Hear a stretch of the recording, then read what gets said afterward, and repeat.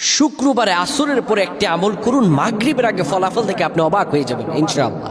শুক্রবার আসর নামাজের পরে আপনি আমল করুন, যদি প্রপার ওয়েতে করতে পারেন মাগরিবের আগে আপনি ইনশাআল্লাহ ফলাফল দেখবেন ইনশাআল্লাহ। অনেকে আছে আমরা ফ্রাস্ট্রেশন হয়ে যায়, কেন দোয়া কবুল হয় না, দোয়া কবুল হচ্ছে না, এত তো আমল করি কিন্তু আমলটা আপনি পারফেক্টলি করতে হবে। তো অনেক ভাইয়েরা যারা ঋণগ্রস্ত আছেন, অভাবে আছেন, একদম খুব খারাপ অবস্থা, ফ্রাস্ট্রেশনে টেনশনে ভুগতেছেন, যাদের হ্যাপিনেস বলতে কিচ্ছু নাই, একদম চারপাশের অশান্তিতে একদম বিরাজ করছে, কোনো শান্তি পাচ্ছেন না জীবনে, আপনি আমলটি করুন। অভাবে আছেন, ঋণগ্রস্ত, মাথার উপর বিশাল ঋণের বোঝা, বিশাল ঋণের বোঝা, ব্যাংকের ঋণ, ভাইয়ের কাছে ঋণ, বোনের কাছে ঋণ, আপনি আমলটি করুন, ইনশাআল্লাহ ফলাফল পাবেন। শুক্রবার আসর নামাজের পরে আপনি বসে যাবেন, কারোর সঙ্গে কথা বলবেন না। শুক্রবারকে বলা হয় একটি দুরুদের দিন।